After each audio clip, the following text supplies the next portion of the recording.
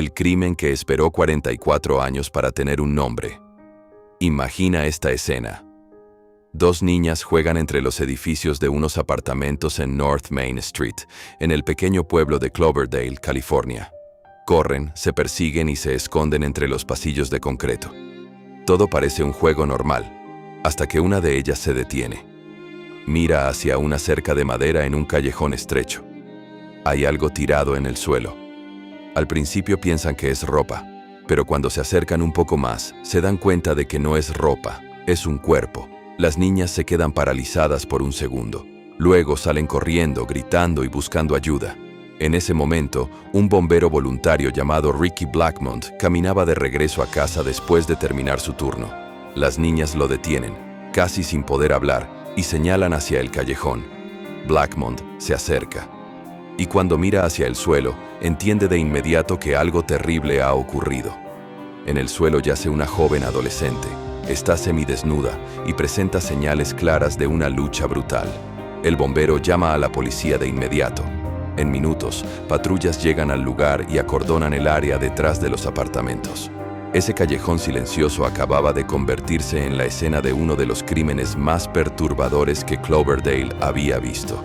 Pero en ese momento nadie imaginaba que ese caso permanecería sin resolver durante más de 4 décadas.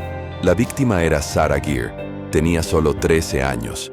Vivía con su madre en una casa cercana y cursaba 7º grado en la escuela Washington del pueblo. Todos la describían igual, una adolescente alegre, sociable y siempre sonriente. Le gustaba salir con amigas y pasar tiempo en el pequeño salón de videojuegos del centro de Cloverdale. El domingo 23 de mayo de 1982 había sido un día completamente normal. Sarah fue de compras con una amiga y la madre de esta a la ciudad cercana de Santa Rosa. Cenaron, pasearon y regresaron al pueblo alrededor de las 9 de la noche. Dejaron a Sarah frente a su casa, pero poco después, alrededor de las 9:15, la adolescente decidió salir de nuevo. Quería ir al salón de videojuegos del centro. Era un trayecto corto. En un pueblo pequeño donde todos se conocían, nadie pensaba que caminar sola representara un peligro. Después de pasar un rato jugando, Sarah caminó hasta la casa de otra amiga para invitarla a salir. La amiga decidió quedarse en casa, así que cerca de las 11:30 de la noche, Sarah emprendió el camino de regreso. Solo eran unas pocas cuadras, pero Sarah nunca llegó a casa. Mientras tanto, su madre trabajaba en turno nocturno como enfermera en un asilo cercano.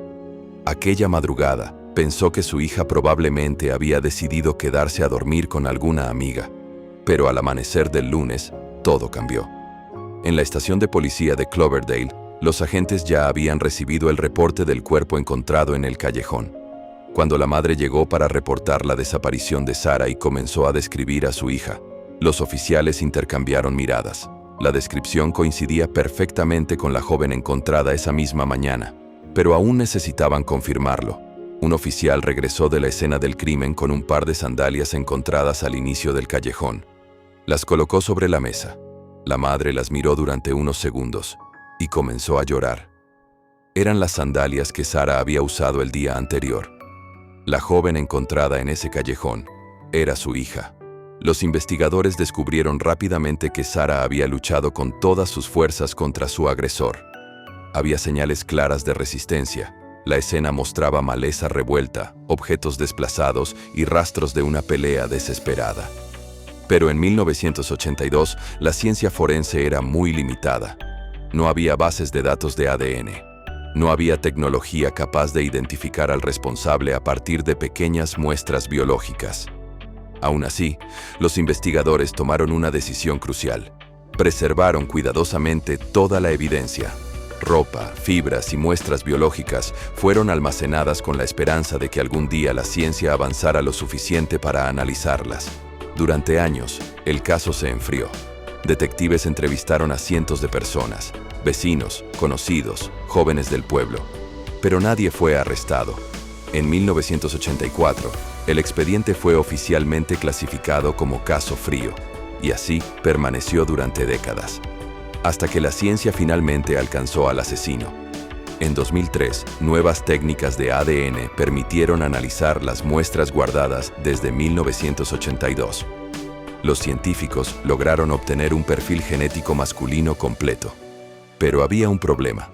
Ese ADN no coincidía con nadie en las bases de datos criminales. El asesino seguía siendo un desconocido. No fue sino hasta 2021, con el uso de genealogía genética, la misma técnica usada en otros casos históricos, que los investigadores comenzaron a reconstruir el árbol familiar del responsable. El ADN llevó a una familia del norte de California. Entre los nombres, apareció uno que ya había estado en el expediente décadas atrás: James Oliver Unich, un hombre que había sido interrogado brevemente en 1982, pero liberado por falta de pruebas. Los agentes comenzaron una vigilancia discreta. Un día lo vieron tirar una colilla de cigarro en la calle. La recogieron. El laboratorio comparó la saliva de la colilla con el ADN encontrado en la ropa de Sarah. La coincidencia fue absoluta. Después de 44 años, el asesino finalmente tenía nombre. En julio de 2024, James Oliver Unich fue arrestado. En febrero de 2026, un jurado lo declaró culpable de asesinato. La justicia había llegado, pero demasiado tarde para muchas personas. La madre de Sarah murió en 2016, sin saber nunca quién había sido el responsable. La ciencia resolvió el misterio, pero el tiempo ya había cobrado su propio precio. Porque este caso deja una pregunta inquietante. Si el asesino logró vivir libre durante más de 40 años, ¿cuántos otros crímenes del pasado siguen esperando que la ciencia revele la verdad? ¿Y tú qué piensas? ¿Crees que la justicia tardía realmente es justicia? ¿O hay crímenes que el tiempo nunca podrá reparar?